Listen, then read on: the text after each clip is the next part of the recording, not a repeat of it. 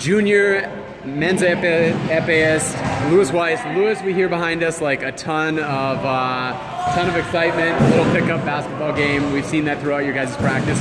How do you describe the OSU training environment? It's very intense. We work 3 to 4 hours every day. Some come back at night. And it's always like coach is asking us to, you saw it today, he was asking us to yell during the fencing. At a normal club, you don't yell at the club, like it's considered rude. But here we're like fencing as if it's, a tournament. So it gets intense. The work is consistent. There's really not too many breaks that aren't structured into the practice. So that's all I would have to say about it. It's very intensive, but it's really fun because everybody enjoys joking around with each other, which you wouldn't expect with a guy like coach leading, but it gets like that, and he even gets like that sometimes, so it's fun too. So am I hearing that at Alliance in Houston, the yelling component is almost absent? It's not that present? The yelling component in Houston, it would be like, you're frustrated and like you'll, like I lost the touch, like I do that. Courtney's done that, I see a lot. So people, or Anna, everyone does that, but no one will scream for getting the touch like you would at the tournament. Like you get the touch, you're happy to get the touch.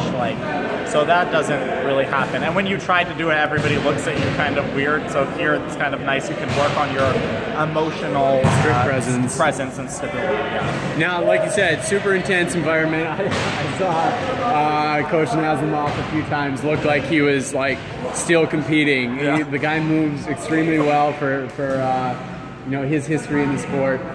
But there's also like a very playful element. And how do you guys like find that balance?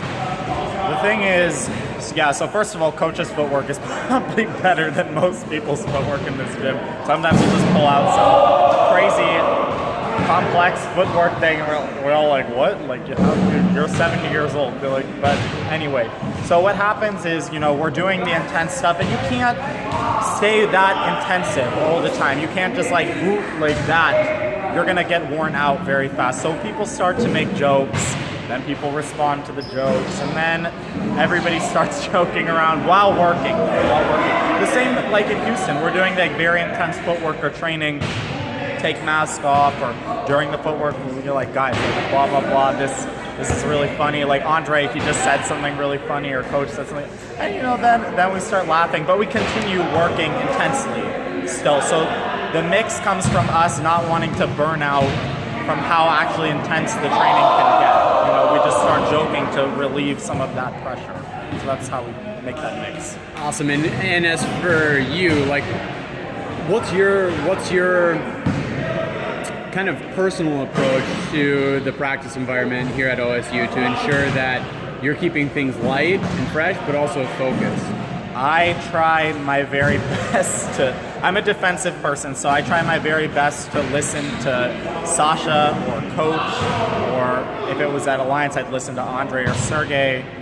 When they tell me to do something, that I would try to do it the best that I could. And that helps me stay on the right track for myself, because if I say to Sasha will tell me something, I kind of say, I might not say no to him, but in my mind it'll be like, or my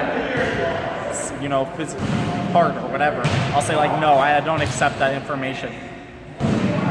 The truth is they're smarter than me. They have more experience than me, like a lot more experience than me. So when I start listening to them and start trying to apply what they ask me to do, practices go much, much smoother.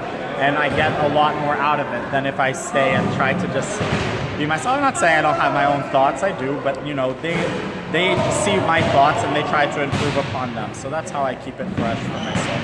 And both at Alliance and here in Columbus, you have an extremely strong group of bouting partners and teammates or clubmates.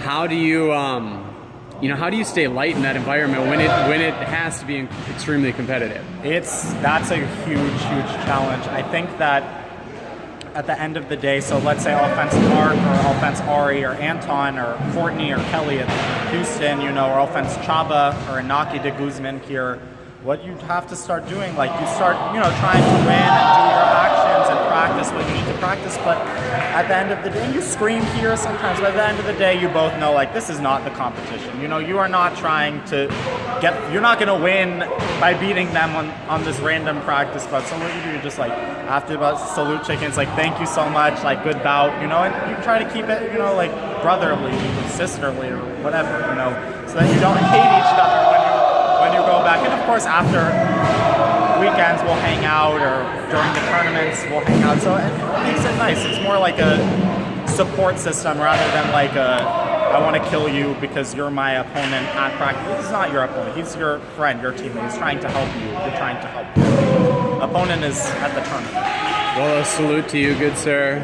Thanks for the interview. Thank you.